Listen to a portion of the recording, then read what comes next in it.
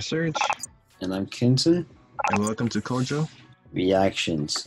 All right, today we are back on it with Fire Force season 2, episode 2. We're doing analysis.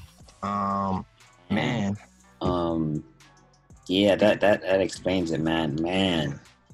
From episode 1 to episode 2, that was a big jump in progression of the show. Like they went straight into like, not only they went straight into like combat, straight to like back to being what Fire Force is really good at, keeping secrets from us. definitely. They always leave us on a cliffhanger. First of all, that he's crazy.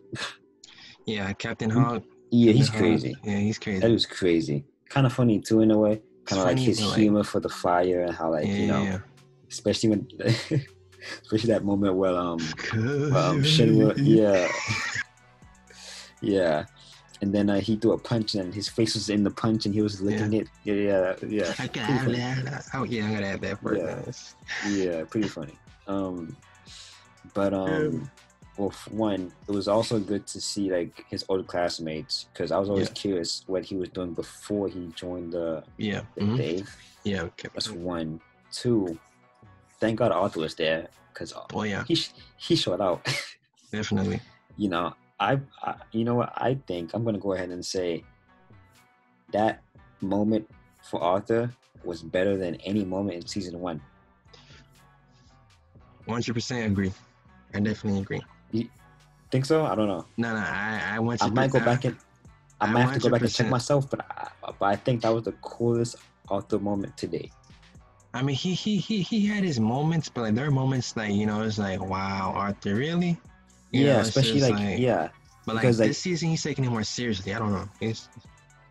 And you know what? And to add to my second point, it was really good to see that very brief backstory of Arthur, because I always thought like him and his like imagination of like being knights characters, I thought it was something random and it was kind of silly, but to like make it make sense was important, because I think that really adds to his character and to why he does that. Curious to see where the hell his parents, where they go, why they leave. I'm pretty sure, I'm pretty sure it has to affect them in a way. So I think they have content to build on there, and I think they will do that. Yeah. The action is always there. I'm not going. The action's there. It's always there. Kind of random how he was controlled like that. It's super random, but I guess it kind of just let you know that the evangelists are still right there. You know what I'm saying? It's not like they're gone and we'll see them episode 24. No, they're right there still. Yeah. So I agree. So that's that's pretty good to know. Yeah, definitely. Like you mentioned before, Captain Hog. He's a savage. He's crazy. Yeah, he's really interested. I mean, really interested about Shinra and Dollar Burst, and in regards to like how, as soon as he's seen like Captain Hog, like he already had like a dollar link, in a sense, like just seeing, or like when it was kind of like how Captain Hog was just pushing Shinra towards the corner, like, okay, I'm getting freaked out right now, and then like it pushed him to like pretty much the nether, in a sense. Pretty much how like it's probably his fault. Yeah, because like maybe. Yeah, because actually true. Because he did say he actually went there. He had that experience before. And it pretty much changed his whole like perspective on everything in regards to like God, devil. It don't matter. You're just under one dollar link. I mean, it just under one flame and all that stuff. So it don't matter. I don't care with it. I don't care really.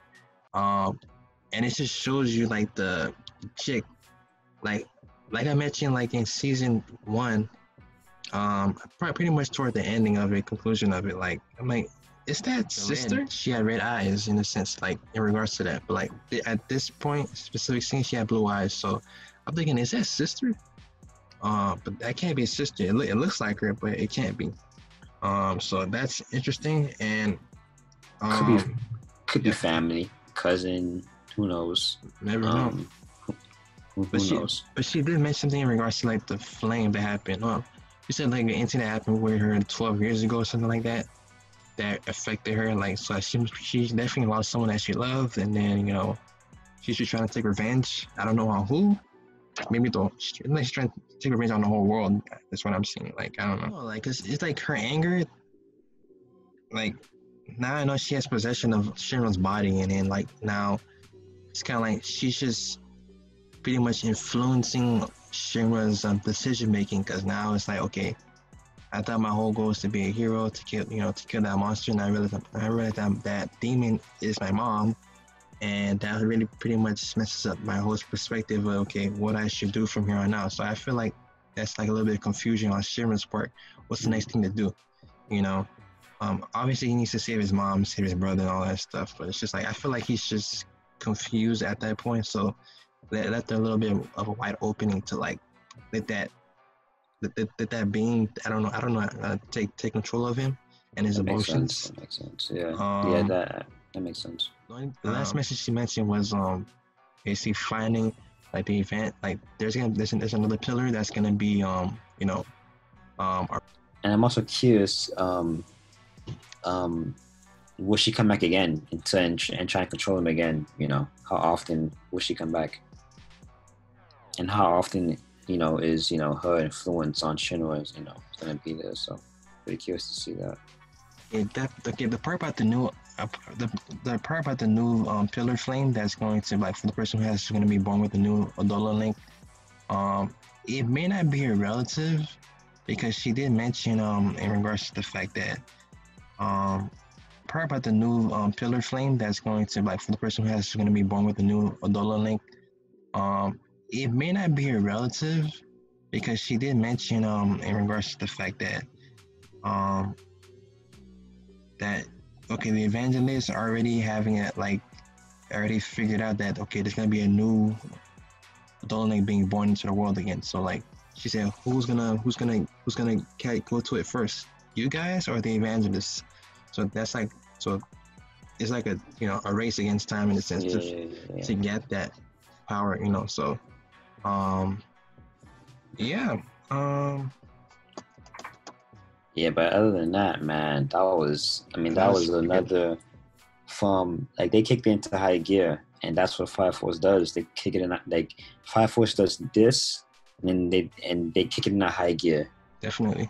They just go fast with it, and that was really quick and good, and juicy. I feel like one, I think we're gonna get a lot more backstories. We got a piece of Arthur.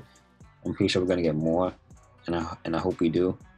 We get to see the link and learn more about, I guess, the evangelists and their goal and the mom and all that stuff. Because man, I just feel like they like the way this show kind of just has some mystery to it is really good.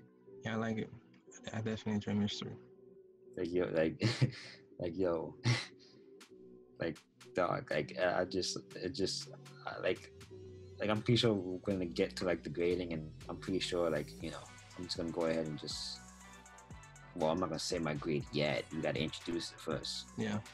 But I'm just excited for it. Like curious to see what happens next. Yeah. That's one thing that Fire Force has. It's just suspense, thriller, action. Yeah. That pretty much makes the core of Fire Force, in my opinion. It does a good job at that. That's really good. And it's it's definitely getting darker. It's especially second episode, it just got dark completely. It's just getting crazy. Yeah, man. Funny character of the show, the guy with the whistle. Oh yeah, Lieutenant Pan.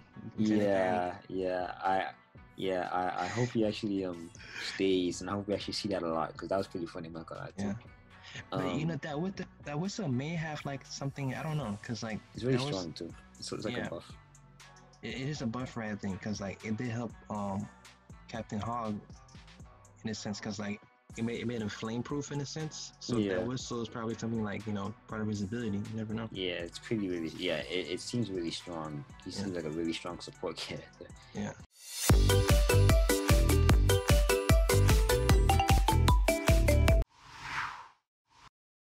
Definitely. Anyway, time for our grades. Yep. So, I mean, I had no negative points at all because it was really good. You did make a good point of how Shinra is very, you know, he has so much on his mind right now, so it did leave him vulnerable to be controlled. That does make sense. So with that being cleared up, man, this is 5 out of 5 for me. It was amazing. I loved it. Me personally, I don't see any negative. I don't see any negative feedback from this episode. To be honest, I mean, this season just started, so I can't really, you know, say anything, you know, wrong with anything right now. So, 5 out of 5 for me, just because of the overall suspense. You know, it's just like I was so like absorbed, especially when I saw the that being who was taking control of Shinra, because I haven't seen her since season 1. Yeah, who is she? Like, you know what I mean? Like, and like what's her backstory? Like, she probably had to die. I don't know. Is she still alive here? I don't know. I really don't know. I don't know. You know. Anyway. Yeah, definitely. So, another 10 out of 10 for Fire Force. Yeah. We love it. Hopefully you love it. Yeah. And, you know, hopefully Fire Force continues to be as good as it is. So everyone who watches it, I'm pretty sure will love it. So anyway, guys, make sure to leave your comments. We like to hear what you guys thought about this episode. With that being said, guys, like, share, and subscribe. Follow our social media channels, man. You'll check that out in the description below. If you click that little drop down button, you'll see that. And thank you. Yeah. Appreciate it. Another good episode, man. Moving on to episode 3. But anyways, guys, Kojo out.